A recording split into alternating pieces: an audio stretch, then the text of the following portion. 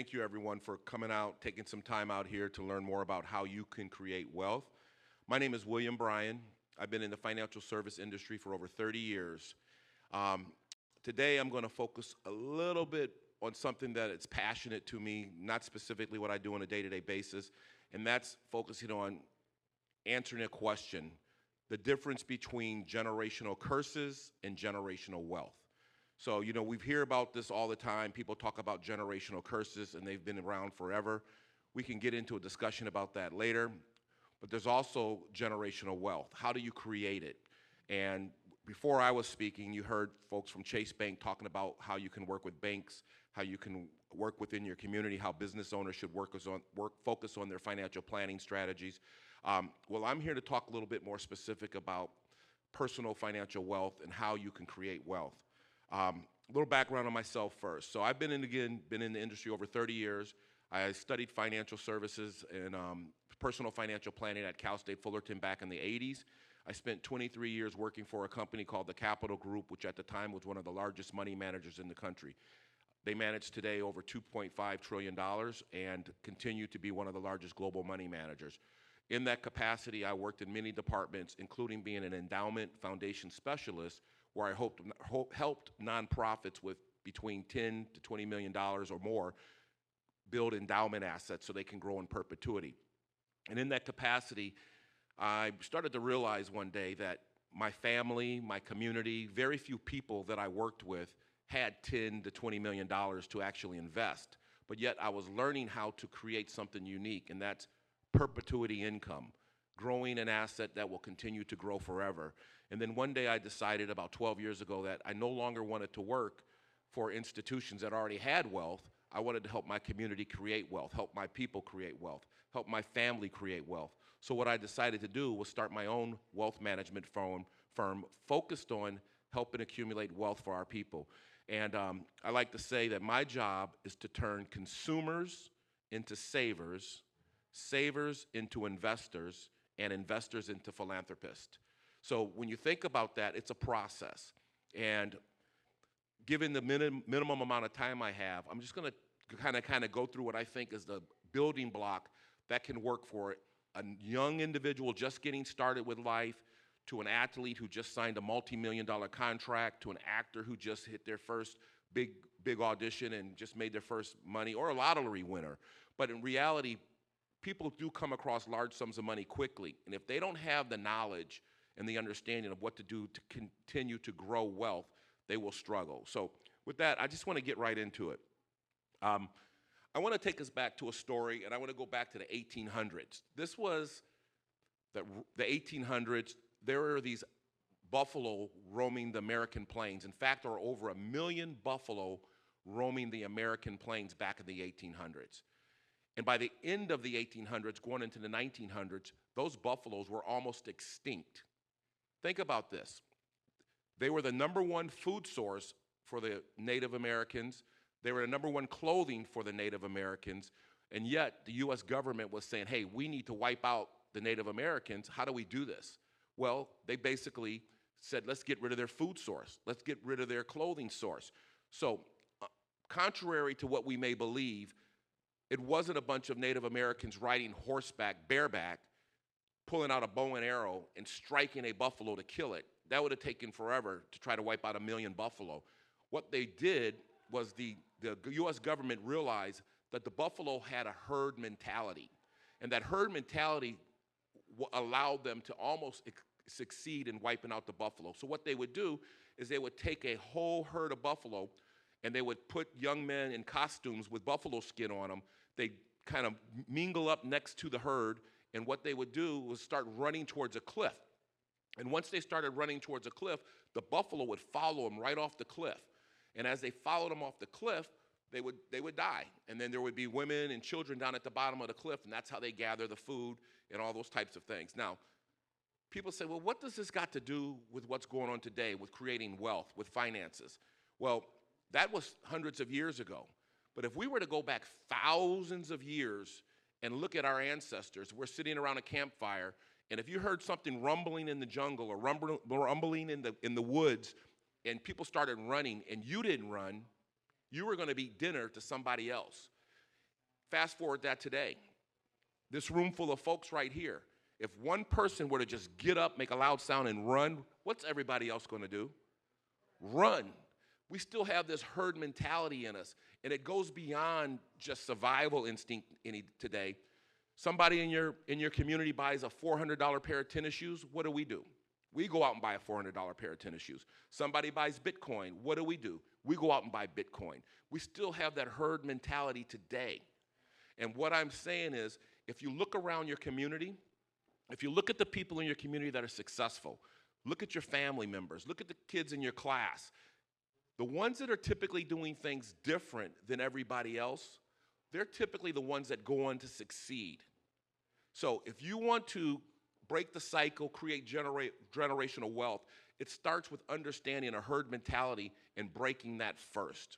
So we all in agreement on that? So with that, let's move on to what I really want to talk about. Wealth versus income. You know, I've done some studies where we look at the wealth gap. And if you look at the wealth gap between African Americans and whites in America, going back to the 1960s, it was threefold. So 1960s, whites typically had 3 times the amount of wealth as blacks. If you fast forward to today, that wealth gap is now 14 to 15 times. Think about what I just said. However, the income gap is closing. Yes, we know how to make money. We know how to earn a living. Problem is we still have that herd mentality where we think we got to spend what we make. And so I want you to, if you don't take anything away from this session today, I want you to understand that there is a big difference between wealth and income. I work with folks who never made more than $100,000 a year in their life, and yet they're millionaires. I work with people that make $500,000 a year, yet they're filing bankruptcy. So income is not what creates wealth. It's knowledge, it's an understanding, and it's an emotional behavior, which is why I think this is such an important discussion to have at a seminar where they're talking about mental health. Because mental health is probably the biggest reason why we do not create wealth. So just remember, income and wealth are not the same. Wealth is an abundance of valuable material and resources. That includes knowledge and some money. So what do I want to do today? How do I want us to break this generational curse and really get into more generational wealth? I want us to think about how we can become an owner, not a loner. So what do I mean by that? Well, we have our money. We raise our money. We create our money. We have income, which we talked about. We take our income and we put it in the banks. How much do you get when you put your money in the bank? What do they pay you? Nothing, maybe 0.5%, maybe 1%, right? So you're earning 1% in the bank, but then you want to buy a house. You want to buy a car. You need a credit card. How much do they charge you? Somewhere 10, 20, 30% just to borrow your money back, right? Is that how you create wealth? You're creating wealth for the banks. What I'm saying is we take our own money, we skip the banks, and we invest directly in the American economy. And if we do that, we can begin to create wealth. So with that journey, I want you to keep that in mind. How do you become a wealth creator? How do you start to get beyond just making income, but actually creating wealth? Well, that's what this presentation's about. So I'm going to get into it, and this presentation it says take steps, as you can see on the slide. I don't know if you guys can see the slides, but it says this is for financial planning in your 20s and 30s, basically millennials. When I put this together, I thought this would be special for 20 and 30-year-olds, but then as we've done this presentation, I've learned this applies to everybody.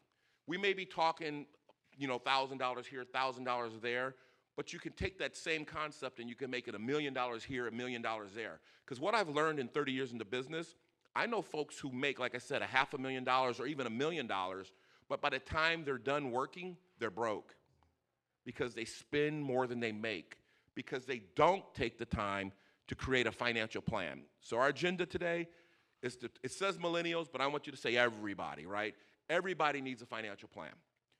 We're going to establish a budget and understand how to establish a budget, and more importantly, emotionally stick to it. Manage credit cards wisely. And when we think about credit cards, why do we buy things? A lot of times we buy things because we're not happy, we're not content, or maybe we didn't budget our money wisely and we're using credit cards as emergency funds. We're gonna break those habits. And then most important, and the reason why I'm here today, is I want you all to become investors. I want you to be able to invest your money so you can avoid letting the banks make all the wealth off of you. And then if you're working, I'm gonna teach you how to take full advantage of retirement plan workshops. So with that, let's get right into it. So millennials, there's 3.75 millennials out there today. You think about this, and they have 3.75 that have student loans. Now, I'm not gonna read all the slides to you right now, but I do wanna say this. We talk about different generations, and everybody's talking about the baby boomers, and the baby boomers are the largest generation, and they're now turning 65. Well, guess what? The millennial generation is actually bigger than the baby boomer generation. So what is the impact of that? Now I'm gonna kind of go off on a tangent because this is something that I think you all should all be aware of. We have this story called the pig and the python. I want you to imagine a python. The python is a big snake and it swallows a pig. Snakes do not chew on their prey, they swallow it whole. So as you're looking at a snake and you see this big inside of the python, it's actually moving through the snake over time as it digests. So when you think of that pig being in a python, I want you to think of the baby boomers in our economy. And I want you to go back to the 40s when the baby boomers were first born. When the baby boomers were first born, guess what the #1 performing stock was? Gerber's baby food. And a few years later, the top performing stock was Pampers. Pampers, because that's when people had to have Pampers, right? Then as you fast forward, Whammo became the top performing stock. Shortly after Whammo was the top performing stock in the 50s, we moved on to Schwinn bicycles. You kind of see what's happening as the baby boomers are moving through the economy. Things are following them. The economy's following them. The baby boomers eventually, Capitol Records, Levi Strauss. Then working. That's as we moved into a more of an industrial age where the baby boomers were starting to work. Now they're working. Now retirement planning. Now services. And as you fast forward to today, because I think you know where I'm going with this, but as you fast forward today, some of the biggest industries are leisure, healthcare, because the baby boomers use those things. Now, think about what I just said with the baby boomer generation, and now let's go back and look at the millennials, Generation X. What's the new generation out there now? I forgot what they call them, but they're going to be bigger than the millennials. So there's always going to be an opportunity. We just got to see it. So sorry for that tangent, but I just wanted to get you to understand that. So as we move on, I want us to focus on how do we establish a budget. The way you establish a budget, #1 and most important, is you have to define your goals. If you don't have goals, it's almost impossible to have a budget. Then you need to know your income. How much income are you making? Then you need to look at your monthly expenses. And I'm talking about all your monthly expenses. I recommend that if you're serious about creating a budget, you start carrying a little tablet and you start writing down every time you spend, because it's so easy just to swipe the credit cards or Apple Pay today. Back in the day when you had to carry cash, it was a lot easier to think about it, because if you got $100 in your pocket, you're less likely to give it up than just swiping, right? It's easier to give it up when you're swiping. So you gotta be meticulous about keeping track of your funds. Then you create a realistic budget based on what you're doing. And then once you've done that, you revisit your goals over and over again. Now, I'm gonna skip through this, but let's talk a little bit about how do you define your goals. Well, do you wanna save for a vacation? Are you looking to purchase something? Maybe an Apple Watch, right? Do you want to upgrade your furniture, wedding, your first home? There's a lot of different purposes that you would want to define goals for. As you get older, maybe one of your goals is saving for retirement, right?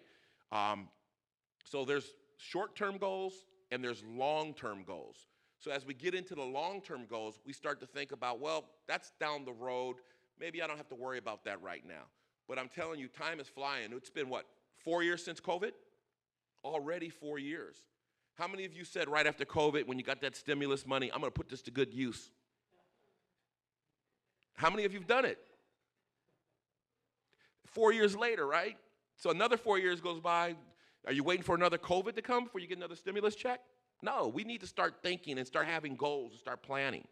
So, one of the things I suggest is that as we think about saving, especially for beginners, and this is even for advanced investors, let me say that. I don't even say just beginning investors. I know folks, like I said, who make $200,000-$300,000 a year that don't have any money saved up. They got $100,000 cars, they got $1 million houses, they wear better suits than me, but they have no emergency savings. If they get in trouble, they just go right to the credit card. So I recommend anybody that wants to go from being a consumer, I'm going to say that again, anybody that wants to go from being a consumer to an investor has to think this way first. I want to go from being a consumer to an investor. I have to go from a consumer to a saver first. So if you don't have any money saved up and you want to invest, don't go on the internet. Don't go just buy some blockchain, some Bitcoin, or some stock of the month, or open up a life insurance policy without a plan. First, you need to become a saver. And if you set a goal to save $1,000, $5,000, $10,000, whatever that is, once you develop that habit, once you have a budget, once you eliminate your debt, now you are ready to become an investor. Because if you try to invest and you have no emergency savings, you're going to eventually need that money. If the stock market's up, great. But what if the stock market's down and you need the money? You've just created a loss. So we have to be meticulous about putting together a plan, creating a savings plan, and moving on from there. So how do you do that? First, you got to know your income. And again, it's your net pay after taxes. Some of you may be self-employed. Some of you may invest. And I have people that have come to me where maybe they did some offshore gambling. Maybe they did they did do some Bitcoin and some blockchain, and they made a lot of money. And now they're getting a 1099 because they didn't do it properly. They didn't worry about short-term capital gains or long-term capital gains. And all of a sudden, they're getting hit with a tax bill a year later. Yeah, they maybe made $40,000, $50,000. But now they got a tax bill for $20,000, but they've already respent the money because they're consumers. Now they can't pay their taxes. Now the IRS is after them. Now they're getting their wages garnished. They're not going to create wealth with that mentality. So with that, we talked a little bit about budget and expenses. I want to kind of move on because I don't want to continue to stay focused on that, but I do want to emphasize how important it is to create a realistic budget. So once you have that done, now you revisit your goals, revisit your expenses. And what I suggest you do is it helps you prioritize what's important to you. Because when you start looking at your budget and you look at what you spend on, now all of a sudden you start to realize, well, I know I said I was going to stop drinking Starbucks, but yet you still got a $5 a day charge on Starbucks. Let's talk about that. $5 a day at Starbucks, which is probably cheap. Most people pay more than $5 a day at Starbucks now, right? So $5 a day at Starbucks, 5 times 5, let's just say you do it 5 days a week. That's $25 a week. That's $100 a month. That's $1,200 a year. That's over $10,000 in 10 years. I'm going to put it in perspective. If you put $10,000 in Apple stock 20 years ago, do you know how much money you'd have today? I'll say it again. If you put $10,000 in Apple stock 20 years ago, how much would you have today? I hear 2 million, actually over 5. How many of you still got 20 years before you're done? So it's an opportunity for everyone. So that's why I emphasize how important it is to have a plan so you can do those things. What typically people do is they'll go ahead and invest in a good stock. They'll see it go up. They'll take a little bit out. They'll see it go down. And they'll panicky and they'll pull it out, or they need it because they didn't have an emergency savings. That's why it's important to have a savings first. So, got to have emergency money. We talked about that. got to manage your credit card and debt. The Chase group before me talked a little bit about how important it was to manage your credit cards and your debt. I'm not going to spend a lot of time on that today, but I do want to emphasize how important it is to use credit cards wisely. If you have a good budget, if you manage your wealth properly, you can use credit cards to your advantage. Specifically, I have 3 credit cards. Me and my wife use 1 credit card for our gas. We use 1 credit card for our traveling, and we use 1 credit card for all of our shopping, 100%. You know why? Because we pay them off every month, and we get the points. So now we're going to Chicago for 10 days. The hotel room is free. The airline is free because I get points. So if I were running up my credit card and not paying it off, now I'm paying interest. Now the bank's getting wealthy. So if you have a budget, if you have a plan, you can continue to create wealth in simple ways, like getting points off a credit card. Stay away from bad habits. If you find yourself using your credit card just to pay your bills, and because you don't have enough money, you need to reevaluate your budget. You need to reevaluate what you're spending on. If you're using your credit card to go out because you met this hot chick and you need to take her out on a date, guess what? You're going to find yourself without a chick because once you run that credit card bill up and you can't pay it, she's gone. So keep that in mind. So maintain a good, favorable credit history. To me, credit score is not the biggest deal. If you have money in the bank, if you have good income, and you pay your bills on time, your credit score will naturally go up. If you fall behind on your payments, if you get overextended on your credit score will go down. If you find yourself struggling for a little bit of time and you're stressed out about your credit, again, this is a mental health day. Don't let that get to you. Don't let paying your bills get to you. To me, that tells me you're a consumer. If you're so worried about how am I going to buy a house, how am I going to buy a car, yet you can't even provide food on your table, focus on what's important first. Don't get stressed out because you want to follow the herd, you want to do what everybody else is doing. Take care of yourself first, and then fix your credit. It's not hard to fix your credit. You can have a horrible credit score 1 month, start paying down your bills when you get back on your feet, and before you know it, you're back on top. So keep that in mind. So we talked about becoming an investor. How do you become an investor? Budget, pay down your debt, start savings. Once you've started savings, and I recommend at least $5,000, now you're ready to think about becoming an investor. And as you become an investor, you should start by thinking about how or where you should invest. If you have a job in a workplace, start there. But if you want to invest outside, try to seek help from a financial advisor if you can, an Edward Jones advisor, a LPL advisor, a Chase Bank advisor. There are a lot of financial advisors out there that will start with you without you having to have $250,000. And you try to find an advisor. Well, why do I suggest that? Studies show that the average investor who does it themselves does half as good as those who do not. And the reason why I became a financial advisor, and the reason why I'm here today, is because mental health and emotional behavior has a lot to do with that. I found myself in the business over 30 years now. I have over 200 clients. I spend 80% of my time dealing with the emotional behavior of my clients as opposed to the financial decisions. Anyone can go on the internet, find a good stock to buy. But when it comes to choosing between should I invest or should we go out to that nice steak dinner?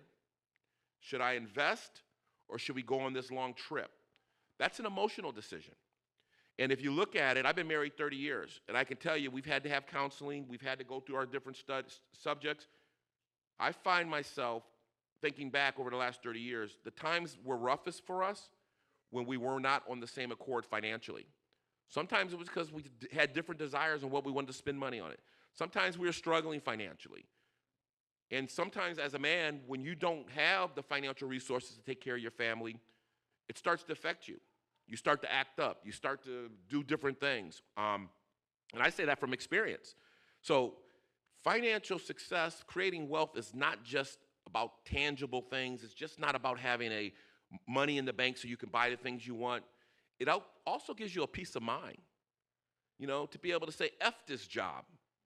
Boss is not treating you right. I hear people telling me all the time, oh, I hate my job. Well, why are you there? Well, they're stuck. They're living paycheck to paycheck. If you have a budget, again, I said this earlier, if you have a budget and you stick with it, and you have a financial plan and you stick with it, you will become a millionaire. The average millionaire in America has never made more than $100,000 a year in their life.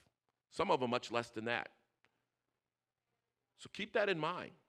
Now, yes, if you make more money and you stick with your plan, you can get there quicker, but typically somebody makes more money and what do they do with it? Buy a bigger car, buy a bigger house, right? More traveling. So we got to think of those things. So what are the investment vehicles out there? There's CDs, money markets, insurance, variable annuities, bonds, stocks, mutual funds, ETFs, real estate, commodities, alternative investments. Now, I just listed some of the main ones. Does anybody in the audience, could anybody explain what all of those are? No, because there's so much more. I'm just giving you the main versions of them. There's so many different types. So it's almost like thinking of medicine, right? It's almost like thinking of, you get sick and there's all these different medicines you can take, all these different types of doctors you can go to. So I want to kind of think of, when it comes to investing, why you need a financial advisor. So I want you to look at me like you would look at a primary care doctor. You go to a primary care doctor because you want to make sure you stay healthy, right? Or you want to get healthy. You come to a financial advisor because you want to create a financial strategy, get wealthy, or stay wealthy. So consider them the same way. As a financial advisor, I'm not an expert in everything, just like a primary care doctor is not a heart doctor, is not a brain surgeon, is not an eye doctor, is not a cardiologist. So you go to a primary care doctor, they run your blood. Once they run your blood, they tell you, okay, this is what we see in your blood, this is what we have to fix. What we do as financial advisors, we do the same thing. We look at you, we look at your financial strategy, we look at your income statement, we look at your balance sheet, we look at your income needs, your liquidity. Most importantly, we help you understand emotionally your risk behavior. Well, people say, what do you mean by risk behavior? Well, some people like to take risks, some people don't. How many of you have ever been to Magic Mountain? You've been on that big roller coaster, you enjoy it? You like the big roller coaster? You never been on it, right? You been on the little ones? Is it right or wrong? No, right? She knows I don't want my stomach going through my face, right? So I'm not getting on the big roller coasters. So she chooses not to. Now, I know people that say, I don't think I like it, but they get on it anyway. Next thing you know it, they're at the top on this big roller coaster getting ready to hit this huge dip, and they can't get off. You got to ride it out. Same with investing. Some people take too much risk. Then they find themselves in a situation where the stock is going down, and what do?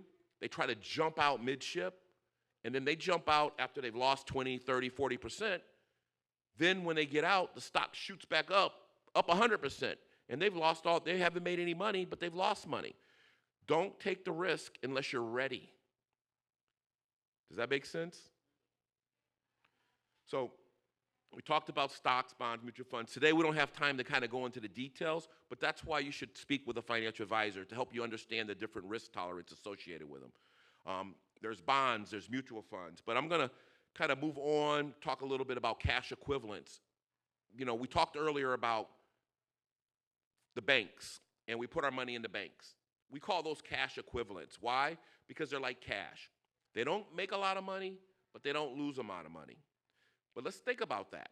If I put my $100,000 in the bank because I don't want to lose money, and they pay me 1%, and inflation's 4%, am I making money or losing money? You're losing 3%, right?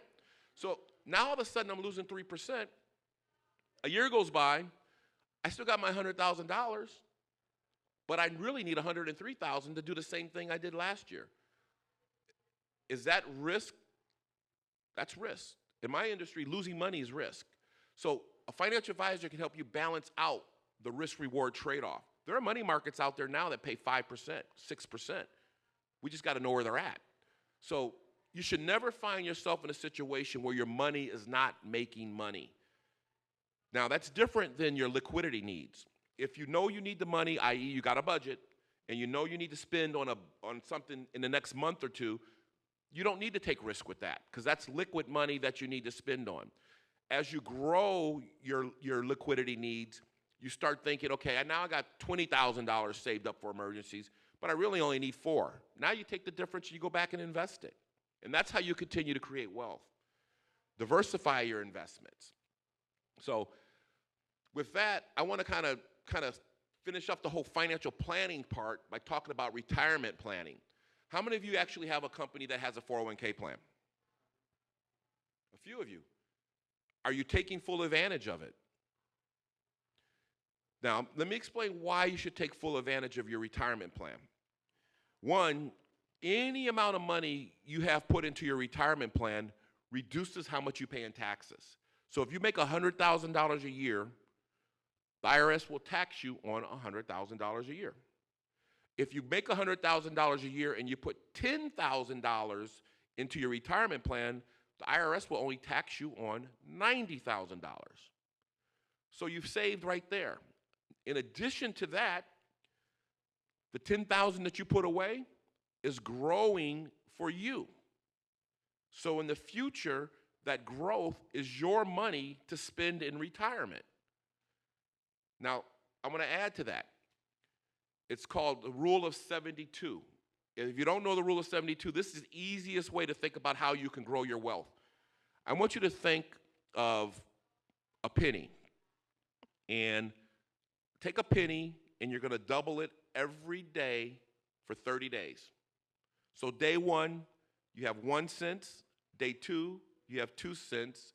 Day 3, you have 4 cents. You guys with me on that? When you get home, you can pull out a calculator and do it, or you could do it in your head right now. But just throw out numbers. If I did that for 30 days, how many of you think I'll have more than $100 in 30 days? Anybody? More than 1,000? More than 1 million? He's right.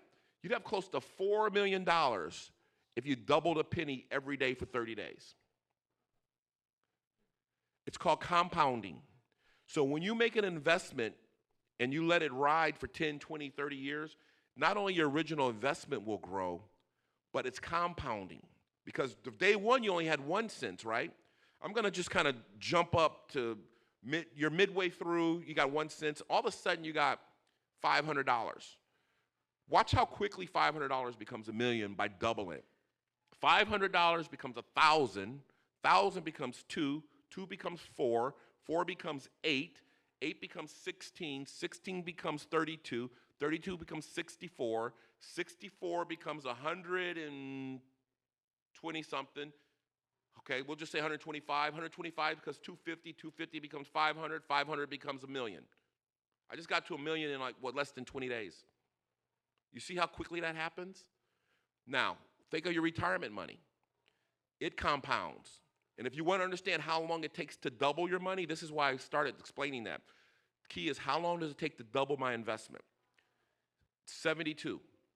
If you have 7 years and you earn 10.2%, 7 times 10.2 equals 72. That's 7 years times 10.2%, 72, you've just doubled your money in 7 years at 10%. If you want to know how much it takes to double your money at 20%, at 20%, 20 goes into 72 3-point-something times. So you'll double your money every 3-point-something years. Watch this. You put your money in the bank, you earn 1%. How long does it take you to double your money at 1%? 1 times 1 goes into 72 how many times? 72 years. So if you put your money in the bank, how long will it take you to double it? You see why I'm saying don't invest in the banks? It's only for emergency liquid money.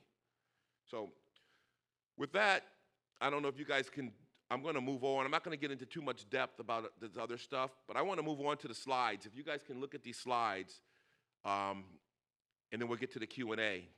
Famous last words. If only I had invested, right? Well, This is us, right? Age 25. Young, just getting started out. I don't need to invest right now.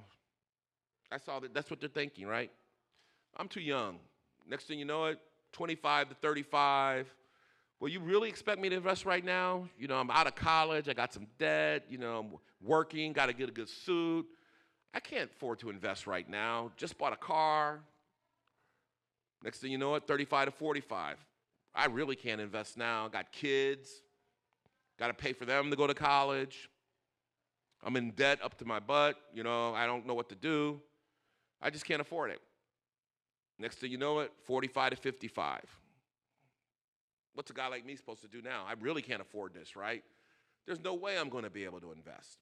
So we start thinking like this, and we have this mentality. We all know people like this, my parents, right? Before you know it, you're saying, hey, you know what? 55 to 65, had only I invested. But let me stop here, and let me say something. If you are 55, you have 15 years till you turn 65. For our younger generations, you're not even going to be able to retire till you're 67 or maybe 70. They're talking about even moving it back to 75. But if you're 55 and you have no retirement money right now, and you decide you want to change and you want to make a difference, if you start putting $12,000 a year away for the next 15 years, that will be, what, 120? That'd be like about $180,000 over the next. And if you put that $180,000 away for the next 15 years at $12,000 a year, by the time you're ready to retire, that $180,000 will continue to grow for you. You'll take out a little bit. Before you know it, you're taking out $30,000, $40,000 a year, and that original investment will continue to grow to close to $1 million by the time you're 80 because of compounding. It's never too late to retire or think about saving for retirement, let me say that. So what do I not want us to do? Age 65, yes, it's too late.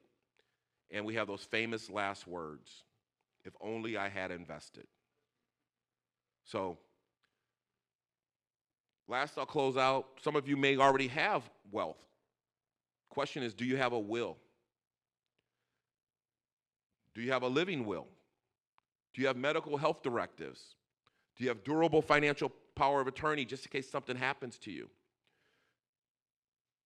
Do you have property and casualty insurance? Do you have life insurance? Do you have disability insurance? These are the things we need to have, and this is why you need to work with a financial advisor so they can help you get these things.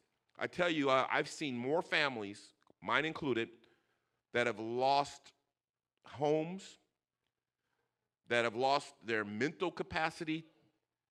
People grieve, I get it. But it's worse grieving when the person that that has just left the family behind had nothing to even bury themselves with. Every time I pass by and you see somebody, car wash, oh, we're doing a car wash to raise money for a funeral.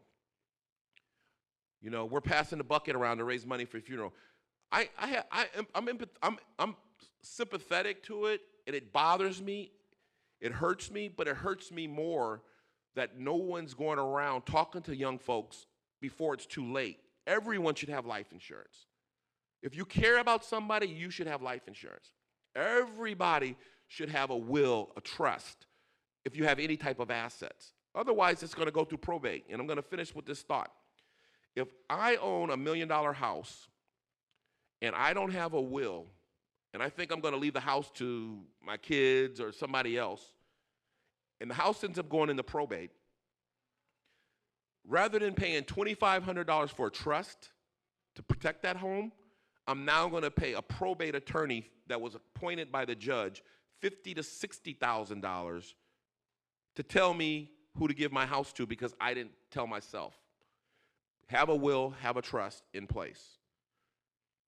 And with that, questions? Any questions? Oh, thank you.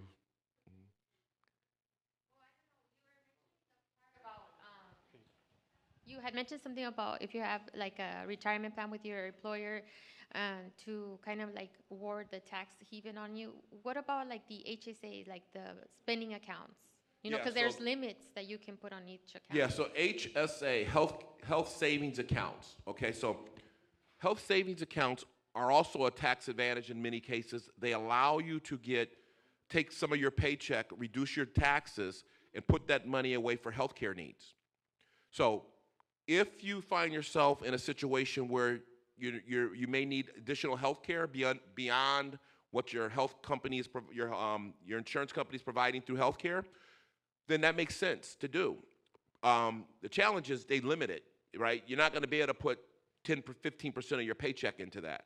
So it is minimized, and it is for healthcare. It is not for retirement. So it's different. I think people should always, if you have a retirement plan at your company, if they have a match, always do the match. So why do I say that? It doesn't matter how complicated it is. It doesn't matter how great the returns are. If I walked into this room to everybody and said, look, give me $100, if whatever you have in your pocket, I'll double it. How many of you would take me up on that? You would, right? So if I said, I'm your employer, you put so much money in, I'm going to double it. That's what a match is. Why do we not do it? That's 100% return. So whatever the match is, start there. Always. And then beyond that, as you see an opportunity to grow and add more to it, you start adding more to it, and you continue to add more to it. And that's how you continue to grow your wealth. Yes. Hi, thank you so much for this. I have a related question, but it isn't about healthcare spending. It's about the dependent care spending accounts. So for the savings that you get when you put money in there, does it make sense to then put that into something like an IRA Roth? Because I guess my understanding is that if you put it in an IRA Roth and invest it that way, you still end up having to pay taxes on it at the end of the year. So are you kind of just taking from one bucket to the other? Yeah, so she's asking about investing dependent care money. So are you saying you received some money for dependent care, so you were taking care of someone, and then you want to invest it?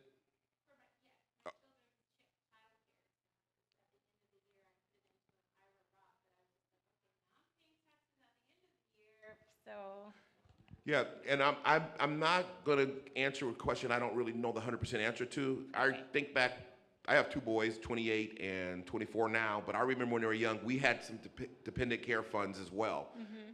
So if I'm correct, I believe if it's for dependent care, you have to spend it on on child care. If you don't, you will have to pay taxes on it and possibly penalties. right. But I think, let me say it another way though. If you receive money through dependent care and you also earn money as an income earner, who knows the difference? You Right. can still invest your income, Right. right? Because the money was a reimbursement, so it's like Right. at the end So of the you day, can- I spent the money up front using my income. Right, so you could use it for what you want. Right. So I guess your question is more, if you have extra income from whatever source, how would you invest it, in a Roth or an IRA? So let's talk a little bit about that. So first, if you have an employer, if you have a job on a 401k at your company, start there. If you don't have a 401k at your company, now you look at an IRA or a Roth. Now let's talk about an IRA or Roth, then I'm going to come back to your question. IRAs and Roth IRAs, they're both IRAs, but one is called a Roth IRA, one is called an IRA. I'm going to explain the similarities first, then I'll explain the differences. The similarities are they're both for retirement. The second similarity is they grow tax deferred. Listen to what I said, they grow tax deferred. What does that mean? Remember I talked about compound interest? In a regular investment, if you take $100 and turn it into $200, that is called a capital gain, and you got to pay taxes on that $100 gain, right? But if you put it in a tax-deferred account, you turn 100 into 200, you do not pay taxes on those gains. They continue to compound without paying taxes, and it makes a big difference in the speed in which you grow your wealth. So both a Roth and an IRA grow tax-deferred. Now, you get to retirement, you're now 65. You take money out of your IRA. Because you got a tax deduction on your IRA, this is key, you got a tax deduction up front on your IRA. Now when you take it out, you're paying taxes on everything. A Roth, when you put it in, you did not get a tax deduction up front. So when you didn't get the tax in up front, they both grow tax deferred. Now you could take the Roth money out tax free. You're going to start hearing about this more and more. The number one way to transfer wealth in America today is through a Roth. Because if you put the money in there and it grows tax deferred, imagine you've grown it all the way to $1 million. And imagine you never need it. You give that money to your kids tax free as well. And more importantly, when they take it out, it's tax free. But when you have money in an IRA, it is not tax free when you take it out. You pay taxes on it. And also with an IRA, a lot of you, I'm looking around, I don't think anybody even knows this word, I'm gonna say it anyway. If you know, throw your hand up. RMDs. Anybody know what an RMD is? Required minimum distribution. So I'm glad you don't know, but I wish you guys would start thinking long term. So you're gonna all retire one day.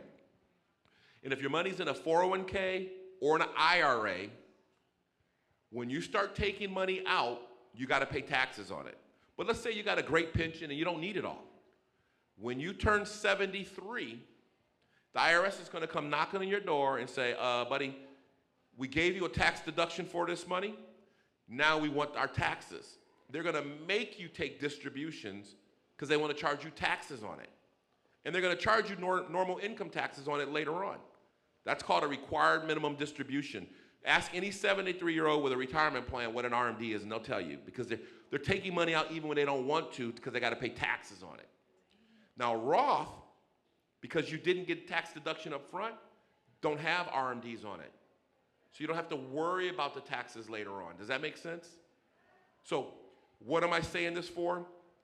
So in the beginning, while you're young and you're thinking about a retirement plan, an IRA, or a Roth, if it comes down to this, if you are young and you're in a high tax bracket, then maybe you want to do the IRA or the 401k because you need to get a tax deduction so you don't have to pay so much to the IRS. If you're not in a high tax bracket, maybe you should do a Roth because taxes are not a problem. If taxes are not a problem, now you can let that money grow tax deferred and you'll have it for retirement. Does that make sense? Yes. Yeah. Put in, like I know with the 401k, they just extended it to $7,000. With the Roth, is that the same limit as well, or is it different? Yeah, so he's asking what are the limits, and so there's a lot of limits, and I'm going to overwhelm you with this real quick. So I'm going to start with the lowest limits, and the lowest limits are an IRA or a Roth. But let me clarify this: this is individual IRA or individual Roth, not through a 401k. The limit for somebody under 50 is 7,000. Somebody over 50, I believe it's 8,000, because they give them an extra 1,000. Now, if you make more than $130-something thousand, don't quote me on that, but something around there, you cannot do a Roth. If you make more than like 90,000, you do not get a tax deduction on an individual IRA. So you might as well do the Roth. But so there's trade-offs, and I would speak to a tax consultant or a financial advisor about the numbers, but to simplify it, if you're in a low tax bracket and taxes are not a big issue, do the Roth. If you're in a high tax bracket and taxes are an issue to you, do the individual IRA. Now, let's move from the $7,000 and $8,000 in the individual accounts to the 401k. In 401k plans, the limits are a lot higher. I believe it's $24,000 in a 401k, and that $24,000 is either a Roth 401k or a regular 401k. You say, what do you mean a Roth 401k? You can now, most companies now will allow you to do a Roth 401k where they let you literally take your paycheck and get a deduction for it. So kind of keep that in mind. Yes, sir. Here's the mic. Hey, perfect, thanks.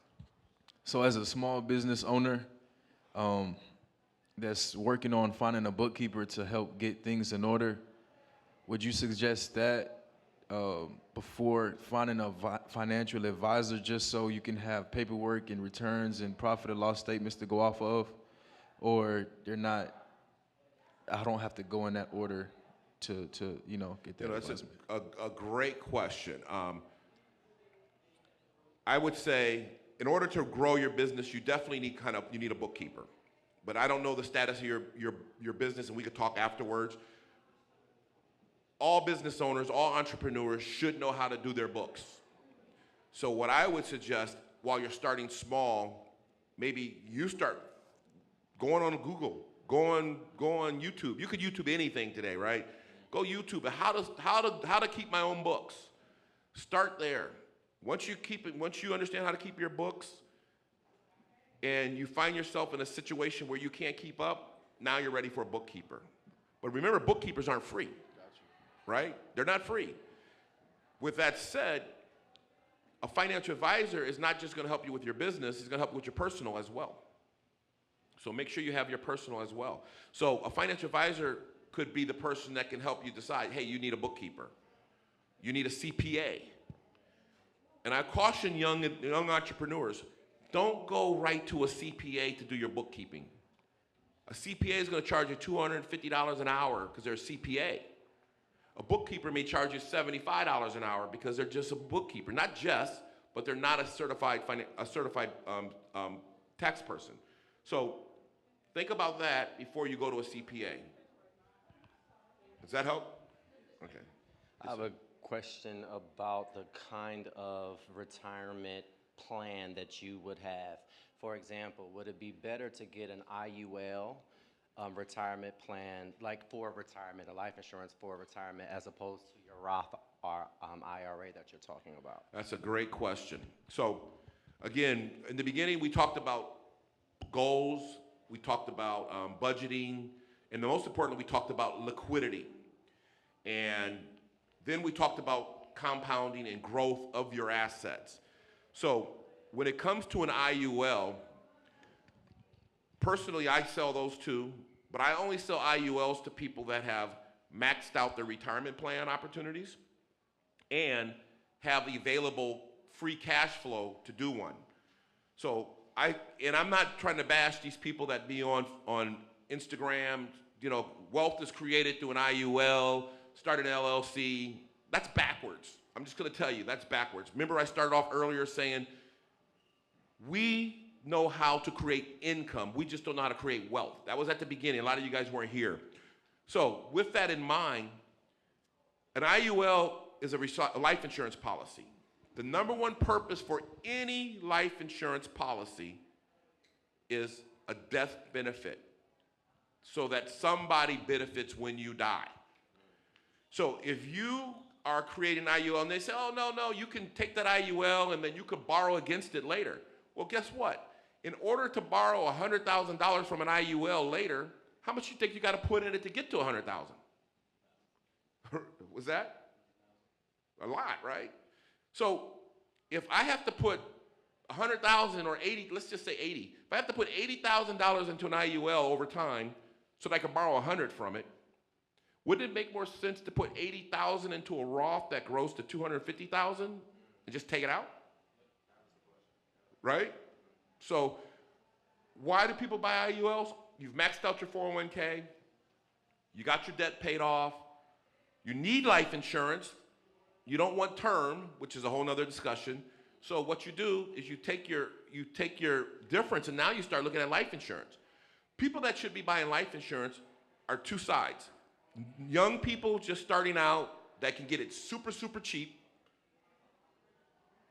and wealthy people that have estate issues and need to transfer wealth to their next generation.